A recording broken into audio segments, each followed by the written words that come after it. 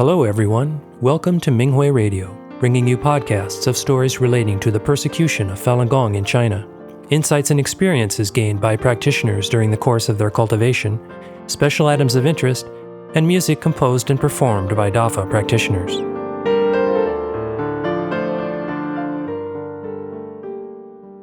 The following is an experience-sharing article entitled Remaining Steadfast Despite Being in Prison by a Falun Dafa practitioner in the U.S. The article was published on the Minghui website on February 24, 2023. I had been on a hunger strike for 6 days in the Dalian Detention Center when the verdict was issued in 2014. I remembered leaning against a wall when the cell window opened. A guard stuck his head in and said, "Your verdict is issued. You've been sentenced to 6 years in prison. Do you want to appeal?" "Yes, of course," I said.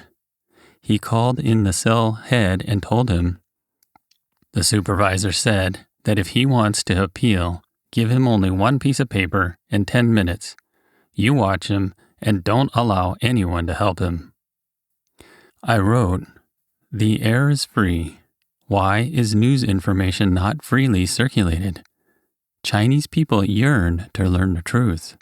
They have the right to know the truth. I followed their wish and installed satellite dishes to receive NTD TV for them and told them the truth. What crime did I commit?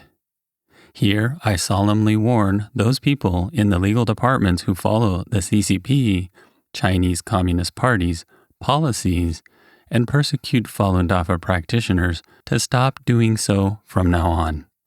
You still have time to turn yourself around. If you continue following the persecution policy, you will not be able to make restitution for the crimes you committed against Falun Dafa and practitioners." The cell head looked at me with admiration after he finished reading my appeal and said, "You are so courageous. Aren't you afraid of being given a heavier sentence if you write this? You don't defend yourself at all in your appeal." When my lawyer went to see me in the detention center, he asked me why I didn't appeal after he read my file. I told him that I did. He said that there was no appeal in my file. On the 10th day of my hunger strike, a doctor measured my blood pressure after I was given IV drips. But the machine didn't show a reading until the third try. The low pressure was 10 and the high reading was 60. The doctor and guards were afraid. They called an ambulance and sent me to Dalian 210 Hospital for emergency treatment. I didn't cooperate in the hospital.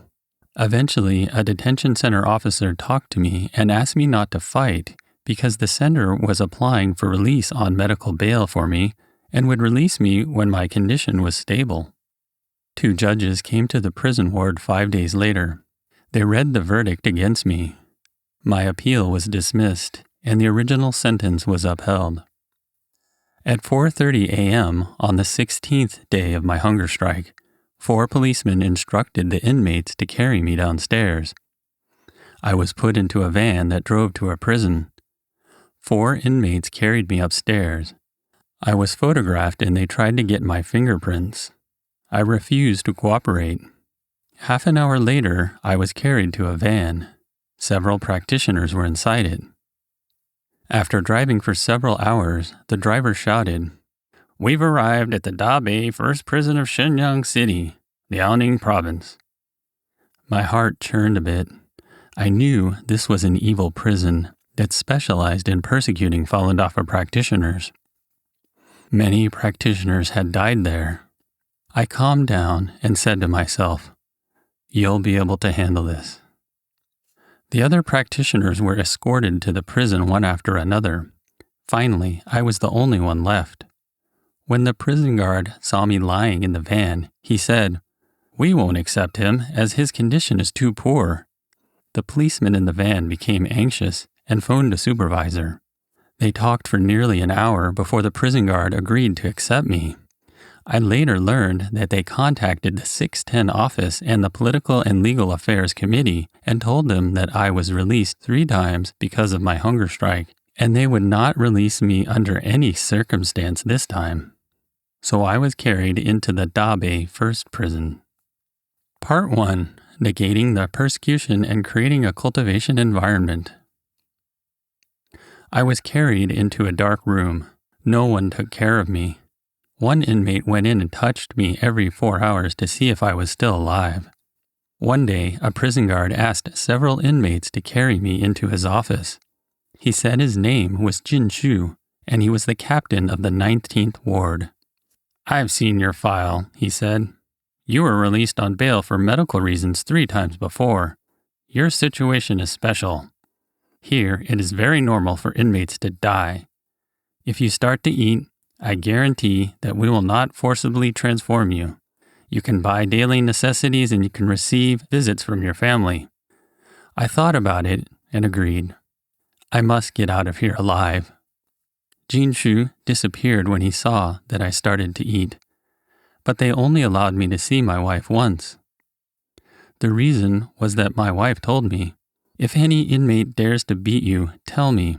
If the guard beats you, you remember his ID number and tell me. I will sue him." They no longer let me see my wife. The 19th Ward is a high-security area where practitioners are imprisoned and forcibly transformed. If a practitioner didn't write the 3 statements, he or she would be held in solitary confinement and restrained on a tiger bench until they were transformed. Even under such cruelty, some practitioners remained steadfast and refused to be transformed. The food there was terrible, and we were not given enough to eat. I went on hunger strike for a long period of time. My health was poor due to malnutrition. There were no basic necessities, not even toilet paper. Should I accept this? We should have been protected by the prison law. Inmates have the right to see their family members and buy food. I went to the cell head and said, "I will go on hunger strike today to protest that the prison has deprived us of our basic living rights. Guard Jin Shu promised me that I could see my family and buy goods. Why don't the guards keep their promises?" Inmates kept coming to me trying to persuade me to give up my hunger strike. I told them that Jin Shu broke his promise. They force-fed me and tortured me while I was on hunger strike. I was not moved. They were scared when news of my hunger strike was published on the Minghui website. They talked to me every day. When I was in hunger strike for 18 days, the guard in my ward promised me in person that I could buy goods and see my wife every month. I demanded the right to practice the exercises every day. They didn't object. Since then, I read the Fa and practiced the exercises in the 19th Ward in Dabe First Prison. No matter how bad the environment was, I continued reading the Fa and doing the exercises. Other practitioners were encouraged and demanded their basic rights as well. Finally, the prison agreed that we could buy basic necessities. Part 2. Validating the Fa with dignity in prison. I had no sense of time in the prison. I was in the 19th Ward for over a year, and many practitioners were not transformed. The cells could not hold any more practitioners. They decided to transfer the practitioners to other cells to transform us before the Chinese New Year. The practitioners learned this through various channels. The guard in charge of transforming practitioners in the 19th Ward came to talk to me one day in December 2015. He said, "All of you are going to be reassigned to different cells.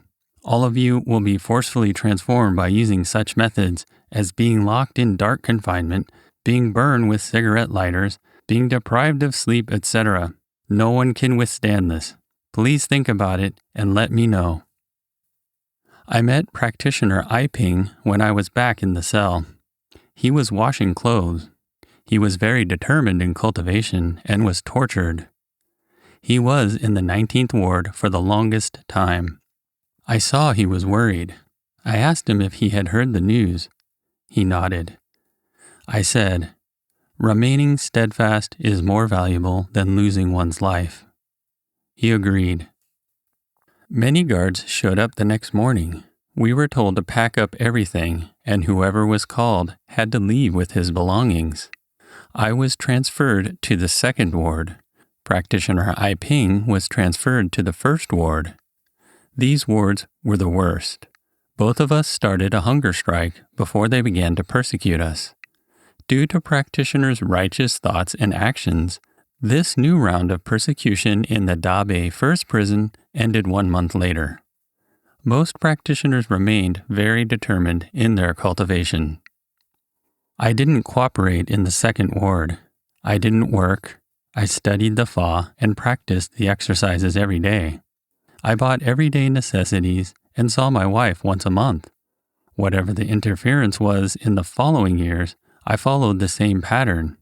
I went on hunger strikes many times to fight for the environment that was legally granted. The guards never tried to transform me. Part 3. Master Li is amazing. A guard told the inmate team heads one day in September 2018 that the prison demanded that inmates start to go to work early, finish late, and squat during head counts. Anyone who didn't obey would be punished. My team head went back and held a meeting. He said, "Everyone listen carefully. Whoever doesn't squat down, be prepared to be punished." When we finished work that evening, hundreds of inmates stood in 5 rows. When the guard ordered, "Counting," everyone squatted down except for me. I stood there and didn't say anything. Everyone looked at me. The guard shouted at me, "Why don't you squat down?" I looked at him and smiled. At that moment, I was very proud to be Master Li's disciple. Seeing the situation was not good, an inmate head tried to ease it and said, "He's like that, just ignore him. Everyone stand up. That's it for today. We'll talk about it tomorrow morning." That night, everyone talked about me. Someone said, "Look at that Falun Gong practitioner. Master Li is amazing. He doesn't give his disciple a penny, but the disciple still follows him, even facing the risk of death." The guard complained a bit to me the next day. That was the end of it. Due to my righteous thoughts and actions in compliance with Dafa's principles, the inmates respected me. The guard rarely caused trouble for me. The inmate in charge respected me a lot. The inmates who monitored me didn't find fault with me. Some of them became good friends with me. This laid a good foundation for me to clarify the truth to them later on. Part 3. Clarifying the truth and saving people in prison. One young practitioner in the second ward was transformed soon after he was sent there. He had to do hard labor every day. He was happy that I was there.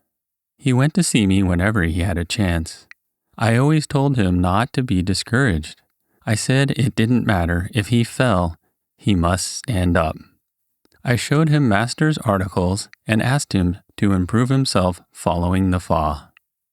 When the guard saw that I was close to the young practitioner, he found an excuse to put me into a solitary confinement cell. I went on hunger strike for 18 days. The young practitioner indeed improved and wrote a solemn declaration to nullify his statement of giving up practicing. He refused to work. The guard thought it was because of me, so they transferred the young practitioner to another cell. This young practitioner remained determined in cultivation when released. Many inmates thought that I had real power when they saw I was still healthy after going on so many hunger strikes. Some asked me if I had Falun Gong books for them to read. One inmate did a Taoist cultivation practice before, and I lent him Zhuan Falun. He read it for 2 weeks and told me that he felt Falun rotating. I told him that Master was already taking care of him. He finished reading Zhuan Falun and was released a few months later. He said that he would definitely practice Falun Dafa. While I was in the second ward, almost all the inmates around me withdrew from the CCP and its affiliated organizations. Part 4. Zhuan Falun will be with me no matter what. I managed to get a copy of Zhuan Falun soon after I arrived at the prison. I was so happy that I hardly slept that night. I made a promise to Master. The book will be with me as long as I'm alive. It was not convenient to read the book in the work area. Every night when inmates went to sleep, I hand-copied paragraph by paragraph. I brought the hand copy to the work area and memorized it during the day. Though I had hardships day by day and year by year, I felt lucky and happy because I had the Fa with me. One day the cell head came to me and said, "Some inmates saw you hand copy the book. Do not cause me trouble. I don't care where you read the book, but do not read it in the cell." Since I couldn't copy the book, I took Dronfalo into the work area to read. The book became dirty after a period of time in the workshop as it was dusty there. I was upset. My precious book got dirty. What should I do? I decided to clean it. I borrowed a rubber eraser and cleaned the book page by page. I was too focused one day that I didn't see the new ward director who was just beside me. My book was confiscated. He was extremely angry and chastised the team head and cell head. I apologized to the team head and cell head the next day. I said, "Sorry, I did not take good care of my precious book. I caused you trouble. I have to bear the consequence. I have made a promise to my master that the book would be with me as long as I'm alive. Since the book is gone, I don't want to live. I will start a hunger strike now." I was on a hunger strike for 8 days. I worked every day as usual and made the bed myself. I didn't need any help. The inmates were amazed. An everyday person would be in danger of dying after being on hunger strike for 7 days, but I still worked as usual. This showed people how extraordinary Falun Dafa is. I got my precious book back. Part 5. My wife helps me oppose the persecution. My wife hired a lawyer to lodge a lawsuit for me. The lawyer brought me a document and asked me to sign it, but the ward guard found all sorts of excuses to prevent me from getting the document. I was not able to sign it. My wife approached different apartments in the prison, but they passed the buck to each other. I talked to the guards again and again. They found all sorts of excuses. This went on for a year. When I saw my wife again, she said, "We're not able to continue the legal procedures because the prison is blocking us. According to the law, we will lodge a lawsuit against the Dabe First Prison and its administrators." 1 week later, the superintendent went to me and told me about the lawsuit. He said that no one dared to block it. He had to complete the procedure for me. My wife and I got married after the persecution started in 1999. I went to Beijing to appeal for Falun Dafa when my son was not even a month old. I was arrested, sentenced, and persecuted. My wife was misled by the CCP's propaganda, complained, and fought with me. But when she learned the truth about Falun Dafa and saw that the other practitioners helped me, she was really moved by their selfless actions. When I was arrested this time, she went to question the policeman who arrested me and asked him why he persecuted me. The policeman was so scared that he didn't dare to handle my case. When I was on hunger strikes, she managed to find out the phone number of the guard in charge of my cell and rang him every day. She told him that there was no legal provision that could convict Falun Dafa practitioners. This alleviated the pressure on me in the prison. When she learned that I would be transferred to another prison, my wife immediately went to that prison and told the prison administrators that I was very weak and might die any minute. She said, "If you dare to accept him, we will sue you if there's any problem." That prison didn't dare to accept me. My wife went to see me every month during the 6 years I was locked in Dabe prison. In order to save money, she never took the high-speed rail and only took the regular train. She arrived at Shenyang at 2 or 3 a.m. She then took a bus to the prison to see me. She had to wait until noon before she could see me for just 5 minutes. We could only say a few sentences and then she had to leave. Because I was determined in cultivation, sometimes when she visited, I was not allowed to see her. She left crying. One day she was very happy when seeing me. She said that she would bring our son to see me next time. But they were not allowed to see me the next time. Later on, I learned from the inmate in charge that guard Jin Shu wouldn't allow them to see me unless they slandered Falun Dafa. My wife refused to do so and argued with Jin Shu. Another time, I was in a solitary confinement cell. My wife didn't see me, She went into the cells and looked for me. The supervisor guard tried to negotiate with her. She said to him that she would video them and expose them online. They were so scared that they called the police. Things only calmed down when they deleted the photos in my wife's cell phone. Later on, the guard said to me, "Your wife is tough. She put my name online." One inmate said, "You're so lucky. Without your wife, the prison would have killed you for what you have done." My wife has been blessed by DAFA. She has a good job. My son studied hard and was admitted to a university. Our elderly parents are healthy. I would like to thank our local practitioners for their selfless help throughout these years, as well as overseas practitioners for their support and their prompt reports on the Minghui website, which helped reduce the persecution against me. I hope this article can encourage practitioners and their families in hardships.